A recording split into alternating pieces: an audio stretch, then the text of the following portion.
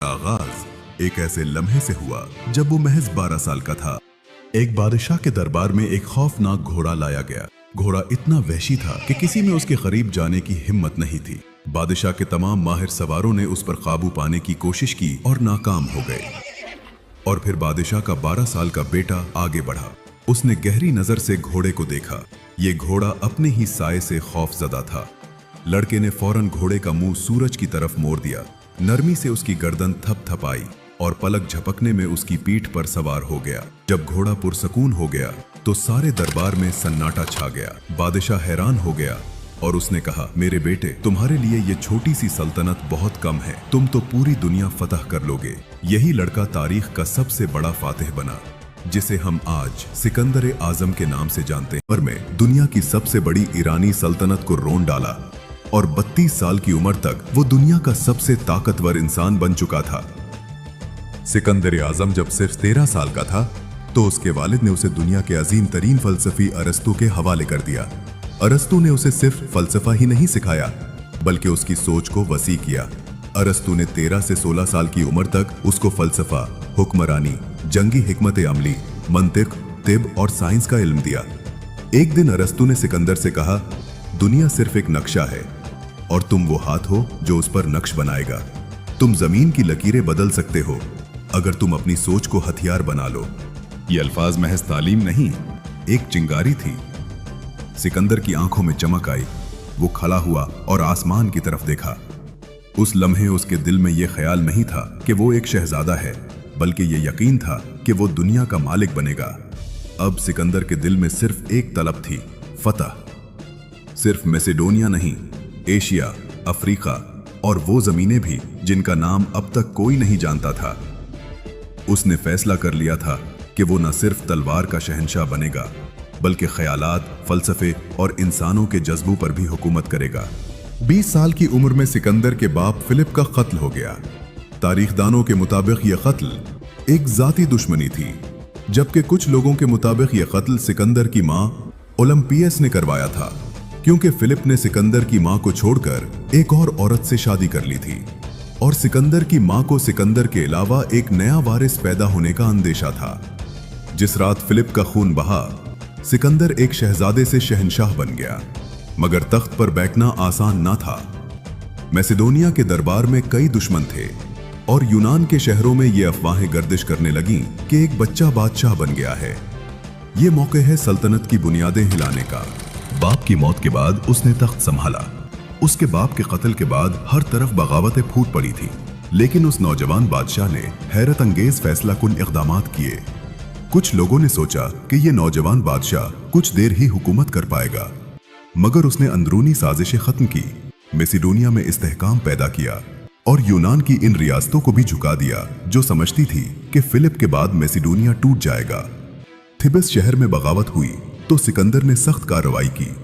शहर को मुकम्मल तौर पर तबाह कर दिया गया ताकि बाकी रियासतें इबरत हासिल करें। इसके बाद सिकंदर ने एक नई सिमत में कदम रखा, मशरिक की तरफ, जहां ईरान की अजीम सल्तनत इसका इंतजार कर रही थी। रास्ते में कई छोटी रियासतें आईं जिन्हें या तो फतह किया गया या उनसे इत्तेहाद कर लिया गया, मगर असल मुकाबला ईरान के शहंशाह डेरीस से था। डेरीस के पास लाखों की फौज, बेपनाह दौलत और एक वसी सल्तनत थी, मगर सिकंदर के पास सिर्फ 40,000 मुंतखब सिपाही थे और एक नाकाबिल शिकस्त जुनूनी अज़्म। पहली बड़ी टक्कर एसिस के मकाम पर हुई। सिकंदर ने डेरीस के खिलाफ चालाकी से मंसूबा बनाया। उसने दुश्मन की सफ़ों में खलल डालने के लिए अपनी घुड़सवार फौज का इस्तेमाल किया और जंग को डेरीस की फौज के मरकज तक ले गया, जहां डेरीस खुद मौजूद था। जंग के दौरान डेरीस खौफजदा होकर मैदान छोड़कर भाग गया और उसका खानदान सिकंदर की कैद में आ गया, उसकी माँ, बीवी और बेटियां। मगर सिकंदर ने उनके साथ इज्जत का बर्ताव किया। उसने डेरीस की माँ से कहा, मैं तुम्हें एक दुश्मन की माँ के तौर पर नहीं बल्कि एक मलका के तौर पर इज्जत दूंगा। ये इकदाम सिकंदर के दुश्मनों को भी हैरान कर गया। डेरीस अपनी शिकस्त के बाद दोबारा फौज जमा करने लगा। उसने सिकंदर को खत भेजा कि चलो हम आधी दुनिया बांट लेते हैं, तुम मगरिब रख लो, मैं मशरिक रख लेता हूँ।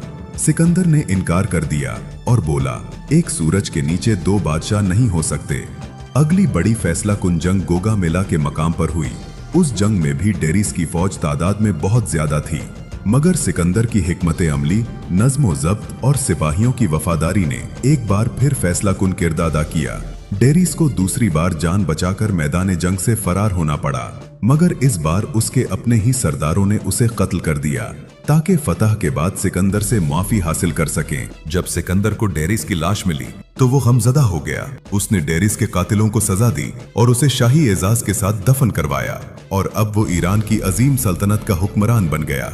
ईरान में फतह के बाद सिकंदर की कामयाबी का डंका पूरी दुनिया में गूंजने लगा और उसका नाम ताकत की अलामत बन गया। ईरान फतह करने के बाद सिकंदर की नजरें अब मिस्र की तरफ थीं, एक ऐसी सरजमीन जो सदियों से ईरानी हुक्मरानों के जुल्म की चुक्की में पिस रही थी। जब उसकी फौज दरियाए नील के किनारे पहुंची तो हैरत अंगेज मंजर सामने आया। मिस्रियों ने इसे एक निजात दहिंदा के तौर पर खुशामदीद कहा। यहाँ के मजहबी रहनुमाओं ने सिकंदर को फिरौन का मुकद्दस खिताब दिया, जो उस वक्त मिस्र के हुक्मरान का कानूनी ओहदा होता था। लेकिन सिकंदर ने सिर्फ एक फातेह की तरह हुकूमत नहीं की, उसने एक अजीम मंसूबे का आगाज किया। नील के दहाने पर उसने सिकंदरिया शहर की बुनियाद रखी, जो शहर आज भी मौजूद है। कहते हैं सिकंदर ने जाती तौर पर शहर का नक्शा बनाया, जिसमें दुनिया का सबसे बड़ा कुतुब खाना और एक अजीम रोशन मीनार शामिल था। यह सिर्फ एक शहर नहीं था, बल्कि मशरिक और मगरिब के मिलाप का एक ख्वाब था। सिकंदर ने अपनी फुतूहात का सिलसिला जारी रखा, यहां तक कि वो मौजूदा पाकिस्तान और हिंदुस्तान की सरजमीन तक जा पहुंचा। ये वो इलाका था जहां दरियाओं, जंगलात और पहाड़ों के बीच बेशुमार कौमें आबाद थीं। सिकंदर के लिए ये जमीन अजनबी थी, न वो मौसम से मानूस था, न जमीन से, न चालाक दुश्मनों की हिकमत अमली से। मगर सिकंदर के इरादे वाज़ेह थे। उसके दिल में सिर्फ एक ख्वाहिश थी, दुनिया के आखिरी किनारे तक अपनी सल्तनत को पहुंचाना। इस सरजमीन पर उसका सामना राजा पुरस से हुआ, हुक्मरान जिसके पास ताकतवर जंगी हाथियों की फौज थी और जिसकी रियाया उससे बेपनाह वफादार थी। पुरस ने मैदान जंग में डट कर मुकाबला किया। सिकंदर की फौज ने पहले कभी इस नौयत की जंग नहीं देखी थी। जमीन हाथियों से दहल रही थी, तीर अंदाजी महारत की इंतहा पर थी और दुश्मन के सिपाही पूरी जान से लड़ रहे थे। मगर सिकंदर वही था जो हर मुश्किल को मौका में बदलना जानता था। उसने दुश्मन की सफों में दरार डालने के लिए पहले हाथियों को अलग थलग किया, फिर तेज रफ्तार घुड़सवार दस्तों को इतराफ से हमले पर मामूर किया। सिकंदर खुद सफे अव्वल में लड़ रहा था, एक लम्हे को भी वो पीछे नहीं हटा। सिपाहियों ने जब उसे दुश्मन के नेजों के दरमियान देखा तो उनका हौसला दोगुना हो गया। सख्त और तवील जंग के बाद बिलाखिर राजा पुरस को शिकस्त हुई। वो जख्मी और कैद होकर सिकंदर के सामने लाया गया। सिकंदर ने उससे सवाल किया, तुमसे कैसा सुलूक किया जाए?